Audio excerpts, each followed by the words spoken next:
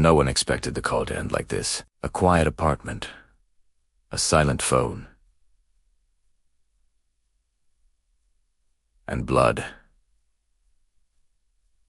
Everywhere. On a warm evening in late spring, a woman stood outside an apartment she knew well. The door was unlocked. That alone felt wrong. She stepped inside slowly. Her heart began to race. The living room floor was stained, dark red. Blood covered the walls. It reached the ceiling. It soaked into furniture. But there was no body. The man who lived there was gone. His name was Marco Alvarez, a father of two, a construction worker, a man who never disappeared without warning. That night, Marco stopped answering his phone. He never showed up to work. He never contacted his children. He vanished. Police arrived within minutes. What they saw stunned even veteran detectives. There were signs of a violent attack. Furniture had been pushed aside. Blood patterns showed someone was badly hurt for a long time. Yet there was no forced entry. It looked like Marco had opened the door himself. Investigators noticed something else. A small rug was missing from the center of the room. The floor beneath it was cleaner.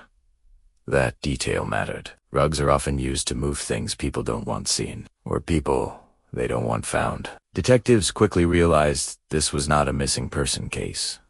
This was something darker. But without a body, there was a problem. No body meant no confirmed murder. No murder meant no arrest. Still, one question stood out. Who would want Marco gone? As police dug into his life, a name surfaced almost immediately. Ethan Cross. Ethan was the ex-partner of Marco's girlfriend. A jealous man. A controlling man. A man who refused to let go. Friends described him as obsessive, unpredictable, and angry. In the months before Marco vanished, Ethan had been watching, following, listening. And according to one witness, he brought his own child along to spy. That single detail would change everything. Because when a child knows too much, it usually means an adult planned far too much. By the end of the night, police made a move. Not for murder. Not yet. They arrested Ethan for stalking. But investigators knew one thing for certain. Marco Alvarez didn't just disappear. Someone made sure he never came back, and they worked very hard to make sure his body was never found. The arrest came fast, but it was not for murder. Not yet. Police brought Ethan Cross in on stalking charges. They needed leverage. They needed time. Ethan sat calm at first. Too calm. He denied everything. Every question had an excuse. Every detail had a reason. He said he was a worried father. He said he only wanted custody of his children. He said Marco was never his problem. But the evidence told a different story. Phone records showed Ethan near Marco's apartment multiple times. Late nights, early mornings, hours, with no explanation. Then came the statements. Marco had warned friends. He said someone was watching him. Someone always seemed nearby. And then there was the child. Ethan's teenage daughter. She told investigators something chilling. Her father had taken her late at night, parked near the apartment, watched through windows.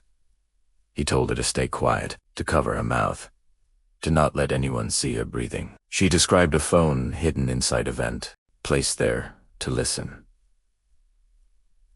This wasn't curiosity. This was planning. Detectives now believed Marco was targeted, watched, tracked. But stalking alone didn't explain the blood, so police searched Ethan's home. What they found raised alarms immediately. A fire pit still warm, despite days of heavy rain. Inside the ashes were scraps of fabric, burned plastic, and a bleach container, half melted. Fire destroys DNA. That mattered. Inside Ethan's vehicle, investigators smelled bleach. Strong, overpowering. The rear carpet was torn out, not cleaned, removed. Then came the receipt, a store purchase made early the morning before Marco vanished.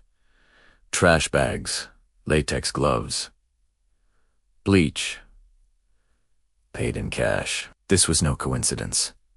But still, There was no body. Without remains, prosecutors faced a dangerous gamble. No body cases fail all the time, yet one thing could change everything. Blood. A forensic technician found it deep inside the vehicle. A tiny spot, easy to miss. Too small to waste. They tested it for DNA. Then they waited. And while they waited, one truth became impossible to ignore. Marco Alvarez had not called his children, not once. No bank activity. No messages. No trace. Fathers don't disappear like that unless they can't come back. And if the blood came back as his, this would no longer be about stalking. It would be about proving murder without a body, and putting a man behind bars for a crime he worked very hard to erase. Days passed slowly. Detectives waited on the lab. One result could change everything. If the blood was Marco's, the case would explode open. While waiting, investigators rebuilt the timeline. Marco was last seen the night before he vanished. He texted his sister, said he felt uneasy. Said someone kept driving by, and then silence. No calls. No movement. No signs of life. Police checked hospitals. Nothing. They checked shelters. Nothing. They checked border crossings. Nothing. People don't vanish like this. Not loving fathers. Not stable men. Then the lab called. The blood was Marco's. A confirmed match. That single drop changed the case forever. Now police could say it out loud. Marco Alvarez was dead. Not missing. Not hiding. Dead.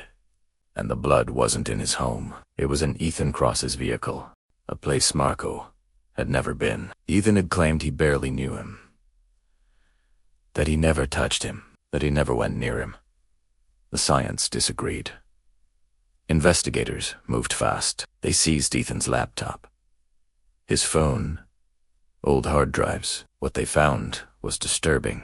Dozens of saved photos of Marco. Screenshots of his social media. Work schedules. Addresses. Notes. Times. Patterns. This wasn't random. This was obsession. Search history told another story. How to clean blood. How long does DNA last? Burn pit temperature. Late night searches, repeated again and again. Detectives believed Marco was killed inside his apartment. The blood spatter suggested sudden violence. Close contact. No warning. Then the body was removed. Wrapped. Carried. Erased. Fire. Bleach. Distance. Ethan thought he was careful, but he missed something. Blood always tells the truth, even when the body is gone. With DNA confirmed, prosecutors stepped in. They filed charges. First-degree homicide. Stalking. Concealing remains. Ethan Cross was officially named the killer, but the defense had one argument, a dangerous one. No body, no murder. They said Marco could have left, that the blood was planted, that the fire pit proved nothing. The trial would decide everything, and one witness held the weight of it all. Ethan's own daughter, a child forced to watch, forced to stay silent. Her testimony would either destroy the case or seal her father's fate forever. The courtroom felt heavy. No one spoke. Everyone watched as a teenage girl walked to the witness stand. She was small, quiet. Her hands were shaking. This was Ethan Cross's daughter. She did not look at him. Not once. The judge reminded the court she was a minor. Her identity would be protected. Then the questions began. She took a deep breath and started talking. She said her father asked her to go with him one night. Side Te Weri, checking on something. They drove quietly. No music. No talking. When they reached Marco's apartment, Ethan told her to stay low. He told her to cover her mouth, so the window would not fog. She said he placed a phone inside an air vent, so he could listen. She did not understand why. She only knew it felt wrong. Her voice cracked. She said she saw Marco inside, sitting on the couch, relaxed, unaware. That was the last time anyone saw Marco alive. In court, Ethan shifted in his seat. His jaw tightened. Then something chilling happened. As his daughter spoke, Ethan raised his hand. Slowly, he made a motion across his lips, a silent command. "Stop talking!" The courtroom gasped. The judge slammed the bench. The warning was clear. One more move like that, and consequences would follow. The girl kept going. She said later that night, they drove back to her father's house. Ethan told her to go to sleep. She stayed awake. She heard movement downstairs. Heavy steps, dragging sounds, then silence. The next morning, there was a fire in the backyard, still burning, even after rain. She said her father told her not to ask questions, not ever. When the prosecutor finished, the courtroom was frozen. Some jurors wiped tears. Others stared at Ethan. The defense tried to shake her story. They asked if her mother influenced her, if she was confused, if she imagined things. She answered calmly, "No, I know what I saw." Her testimony changed everything. This was no longer just science or suspicion. This was a witness, a child with nothing to gain. When she stepped down, she never looked back. Ethan finally did, but it was too late. The truth was already spoken. And now the jury had to decide, was this obsession enough to convict a man for murder, even without a body? The defense stood up confidently. This was their moment. They reminded the jury of one brutal fact. There was no body, no autopsy, no murder weapon, no eyewitness to the killing itself. They said Marco could have walked away, started a new life, disappeared by choice. They, Kalidita theory, built on emotions. But the prosecution wasn't done. They began laying the pieces out slowly. First, the blood. Investigators reminded the jury how Marco's apartment looked. Blood on the walls, on the ceiling, on the floor. Too much blood for survival. Experts testified no human could lose that much and walk away. Then came the missing rug. The outline on the floor told a story. Something had been dragged, something heavy, next the van, Ethan's van. Bleach stains soaked into the carpet, part of the flooring ripped out entirely. And then, the DNA. A tiny speck, almost missed. Marco's blood. Inside Ethan's vehicle, the same man who swore he had never met him. The courtroom shifted. The prosecution leaned in. They talked about the fire pit, still smoldering after days of rain. Clothes burned. A bleach bottle melted but recognizable, and the Walmart receipt. Purchased hours before Marco vanished. Trash bags, latex gloves, bleach, paid in cash, not panic buys. Preparation. Then came the obsession. Photos saved on Ethan's laptop. Marco, his kids, his business, files labeled with his name. This wasn't coincidence. This was fixation. The prosecutor ended with one sentence that hung in the air. People don't vanish from their children's lives voluntarily. No calls, no texts, no bank activity, no social media, nothing.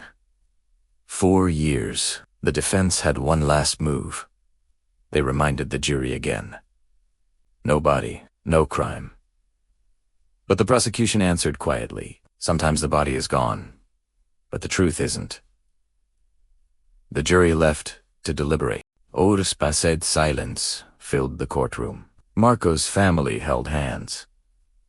His mother stared at the door. Then the jury returned. Everyone stood. The verdict was read. Guilty. On all counts. Ethan showed no emotion. Not shock. Not anger.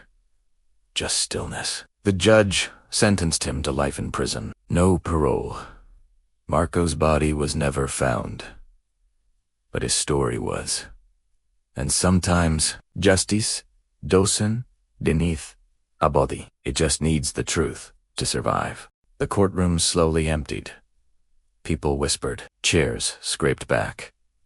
Footsteps echoed down the hallway, but Marco's family stayed seated. For them, the verdict didn't feel like an ending. It felt like a pause. His mother stood last. She clutched a photo of Marco with his children. Her voice didn't shake when she spoke. He still doesn't have a grave. That was the part no sentence could fix. Life in prison meant accountability, but it didn't mean answers. Investigators admitted the truth. They believed Marco's body was destroyed, burned, scattered, hidden beyond recovery. Every search had ended the same way. Empty ground, cold ash, no remains. For Marco's children, life moved forward in pieces. Birthdays without calls, graduations without applause, moments where hope still whispered, "What if?" And then reality answered back. He wasn't coming home. The case became a warning, a reminder that obsession doesn't always look violent at first. Sometimes it looks like checking in, like jealousy, like control disguised as concern. Ethan never admitted guilt. Even years later, he repeated the same words. "I didn't kill anyone." But evidence doesn't need confession. It speaks quietly, patiently. Truth waits. Detectives still revisit the case, still walk the land, still look at old maps. Because closure matters, not for headlines, not for convictions, but for families who deserve a place to grieve. Marco's story is told now, not as a disappearance, but as a life taken. A father erased. A crime without a body. A truth that refused to disappear. And somewhere, beneath layers of ash and silence, justice finally caught up. Years passed. The case file gathered dust, but the evidence never slept. Every few months, detectives reopened the boxers. Photos, receipts, lab reports, phone records, things. People forget. Things. Data never does. Marco's blood sample from the van was retested. Again. And again. Same result. No contamination. No mistake. That single drop told a story louder than any witness. It said he was there. It said he was hurt. It said he never walked away. Analysts mapped Ethan's movements minute by minute. Phone pings. Store cameras. Traffic logs. Each one alone meant nothing. Together, they formed a path that started at Marco's apartment and ended in places no one ever returned from. The burn pit evidence came back into focus. Charred fabric. Melted plastic. Traces of bleach. Fire destroys DNA, but it doesn't erase intent.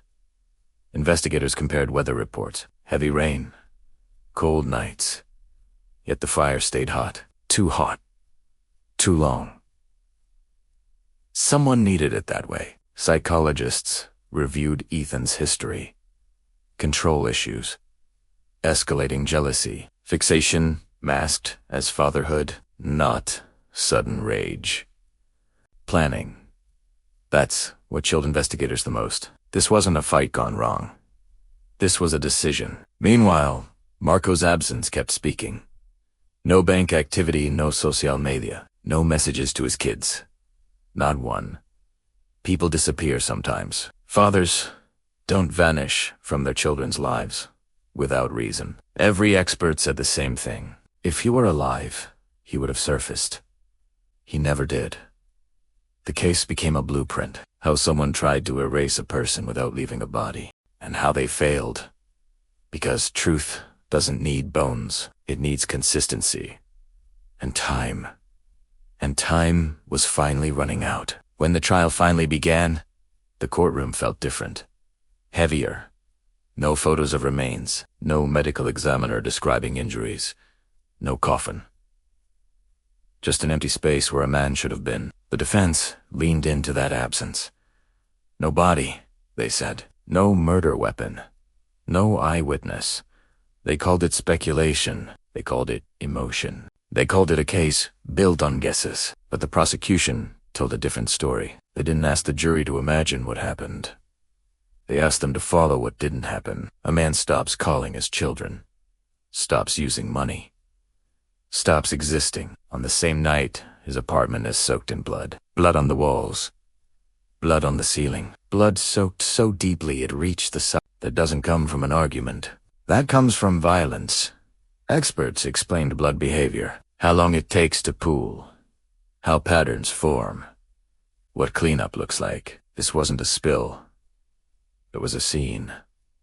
Then came the van, the bleach smell that never fully faded, the torn carpet, the receipt, garbage bags, gloves, bleach, purchased hours before the disappearance, paid for in cash.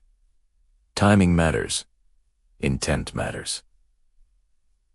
Witnesses followed, friends who noticed fear, officers who described the stalking, analysts who mapped phone movements. And then, the hardest testimony of all. Doubter? She spoke slowly, carefully.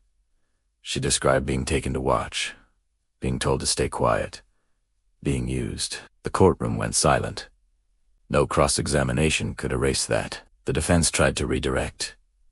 Maybe Marco left. Maybe he started over. Maybe this was all coincidence. But coincidences don't stack this high. Every piece pointed the same way. Toward control. Toward obsession. Toward a man who couldn't accept losing. By the time closing arguments ended, the jury wasn't debating what happened. They were deciding whether silence could outweigh evidence. They left the room carrying one question. Can someone be murdered without a body ever being found? They would soon answer it. The jury deliberated longer than anyone expected. Hours passed. Then more. Inside the room, the same question kept returning. If there's no body, can there still be murder? They reviewed everything again. The blood-soaked apartment, the missing rug, the van that smelled of bleach, the torn carpet, the purchase receipts, the fire pit that burned through rain. And most of all, the silence. A father who vanished and never called his children again. A son who never contacted his mother. A man who never touched his bank account. Never used his phone. Never showed up anywhere. People don't erase themselves like that. Not loving parents. Not responsible adults.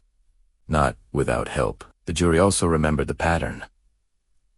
The stalking. The surveillance. The control. The obsession that didn't stop when the relationship ended. They remembered the testimony of the daughter. How her voice shook. How she described being told to watch to stay quiet. To obey. That wasn't confusion, that was fear. When the jury finally returned, the courtroom stood. The defendant didn't look at the family. He stared straight ahead. The foreperson spoke slowly. Clear. Guilty. On all counts. A wave of emotion swept through the room. Tears. Quiet sobs. Hands shaking. Justice, but incomplete. Because justice without a body still leaves wounds open. At sentencing, the judge didn't hesitate. Life in prison, no parole. The words echoed through the courtroom, heavy and final. The defendant spoke last. He denied everything. Again. Said the system was wrong. Said the evidence was misunderstood. Said he was innocent. But the verdict stood. He was taken away in handcuffs. Yet one question remained. Where is the body? Years later, that question still haunts everyone involved. The family has no grave, no place to visit. No remains to lay to rest, only memories, and a verdict that says the truth doesn't always need a body to be real. Because sometimes the evidence speaks, even when the victim can't. The prison doors closed. Metal echoed down the corridor. And just like that, the man responsible was gone from the world outside. But the pain didn't leave with him. For the family, nothing felt finished. There was no funeral, no coffin, no final goodbye. Just a name spoken in court and a sentence written on paper. They asked the same question every day. Where is? Hey. Investigators kept searching. Fields, wooded land, old burn sites, remote properties. Nothing. Fire had done its job too well. Water erased what fire missed. Time finished the rest.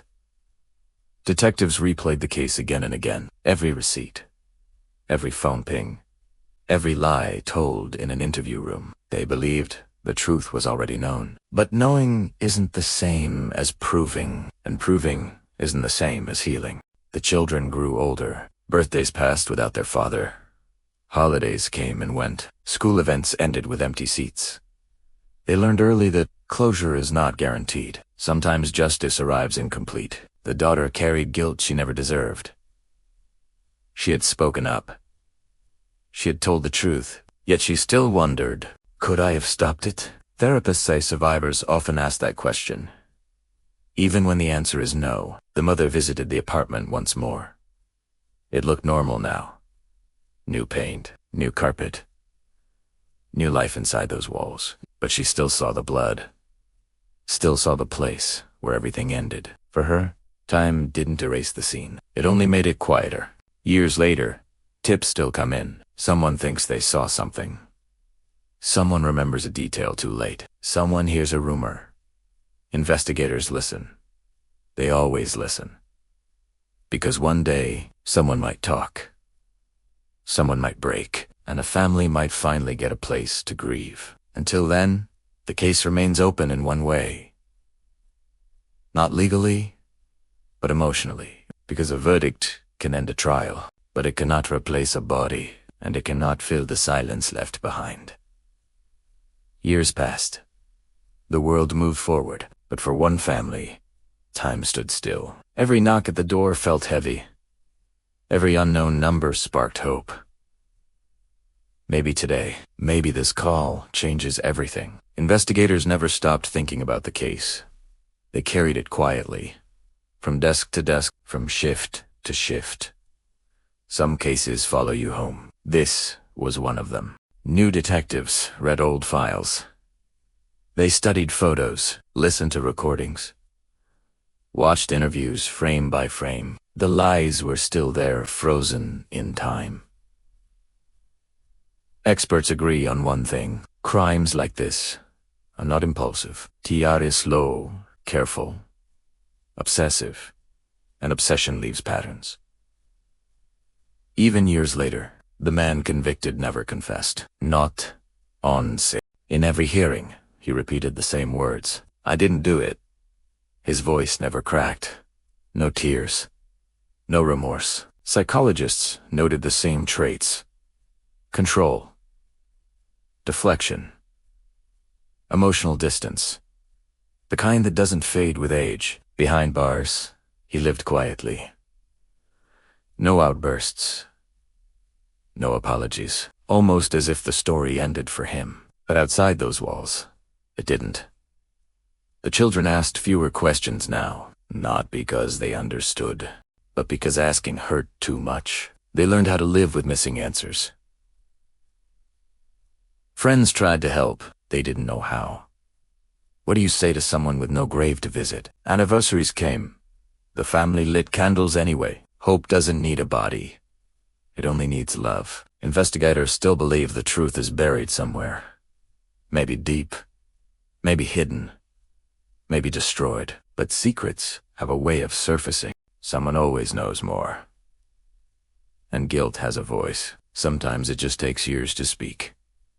Until that day comes, the case remains a reminder that justice can win in court, but closure doesn't always follow. And sometimes, the hardest part isn't losing someone. It's never knowing where they rest. With the verdict finalized, many believed the story was over. It wasn't. Behind closed doors, investigators kept asking the same question. Where is he? The evidence proved violence. It proved intent. It proved obsession, but it could not answer the one thing that mattered most. Location. No remains. No final confirmation. No goodbye. Experts reviewed the timeline again, minute by minute, movement by movement. Phone pings, vehicle data, receipts, burn sites. Each clue whispered part of the truth, but none spoke loud enough alone. Fire erased answers, water swallowed traces. Time blurred edges. Still, patterns emerged. The burn pit wasn't random. It was maintained, protected from rain, fed repeatedly. That takes effort, and effort means purpose. Search teams returned to old locations, fields, wooded land, abandoned properties. Ground was scanned, dogs alerted.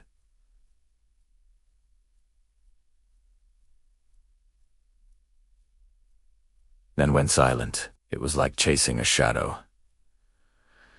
Psychologists weighed in again. They explained something. Chilling. Criminals who hide bodies often revisit places mentally. Te relive. Italiano. Oberandobe. It gives them control, and control was always his goal. Investigators believe the remains were moved more than once. That explains the gaps. That explains the silence. Each move erased another chance. The family was told the truth, hard truth. Recovery might never happen, but certainty did. The court recognized what the earth would not reveal. A life was taken. Deliberately. Calculated. And hidden. Still, the case stayed open, not legally, emotionally. Because closure doesn't come with a sentence. It comes with answers, and the answers were still missing. Yet investigators made a promise. If new information surfaced, they would act. Immediately. No matter how many years passed. Because some stories refuse to end quietly. They wait. Patiently. For one final truth to rise. Life did not return to normal. It fractured. For the family, days blended into nights. Birthdays passed quietly. Holidays felt hollow. Every milestone came with a reminder. He wasn't there. The children asked questions no one could answer. Where is he? Why didn't he come back? Adults avoided eye contact. Because the truth was too heavy. Counselors stepped in. Therapists tried to help them process absence, not death. Absence is harder. There is no grave, no marker, no place to speak out loud. Just silence. Meanwhile, the convicted man adjusted to prison life. Routine replaced chaos. Schedules replaced control. But even behind bars, he never admitted the full truth. No map, no confession, no final detail. Only denial. Experts say that silence is intentional. It is the last form of power. By withholding the location, he controls the pain, even from a cell. Investigators noticed something else. He followed news coverage closely. Courts, update, appeals, interviews. Every mention that mattered, because people who obsess rarely let go. They relive, they rewrite events in their mind. And sometimes, they slip. That is why the case file remains active, not cold, dormant.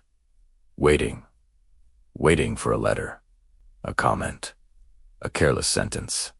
Time changes people. Age softens pride.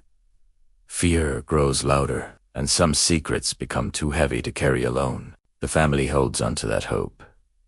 Small, fragile, but real.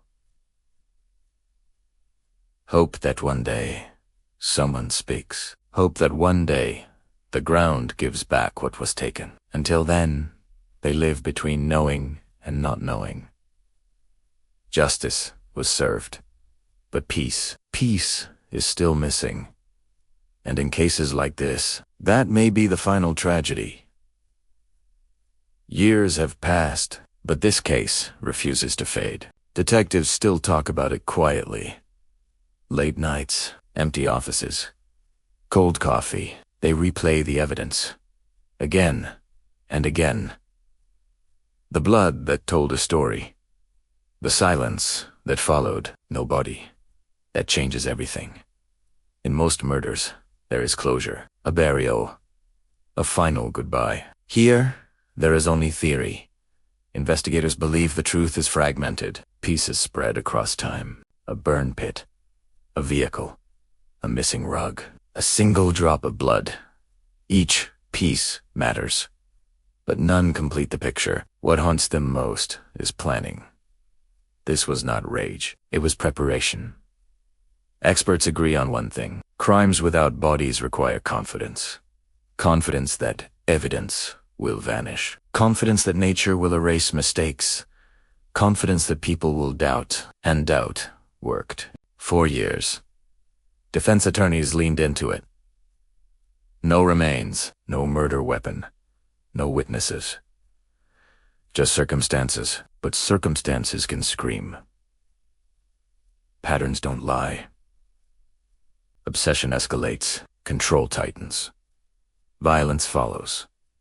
This case became a lesson to law enforcement, to prosecutors, to families, that disappearance can be louder than death.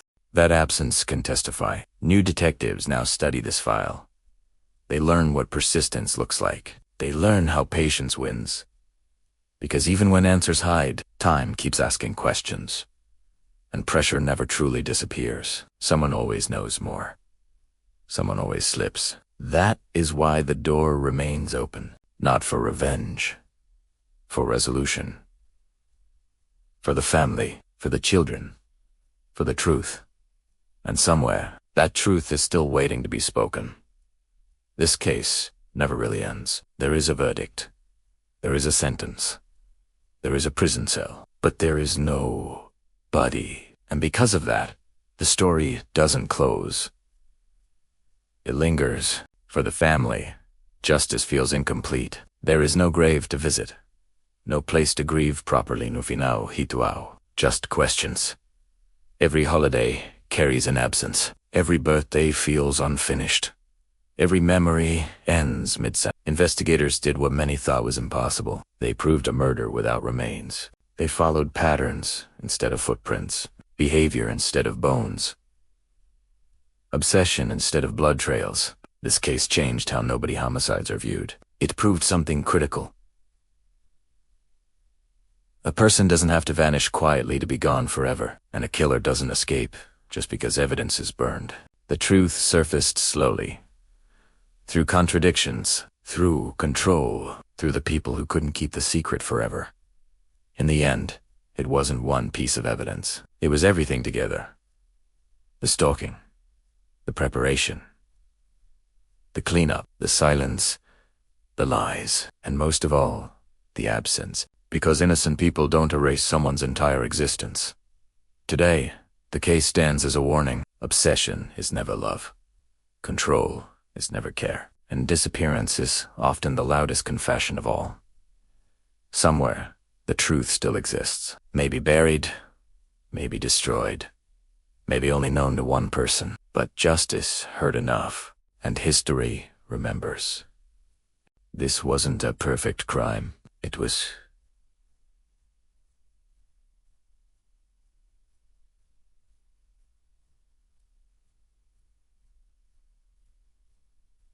It was just a long one.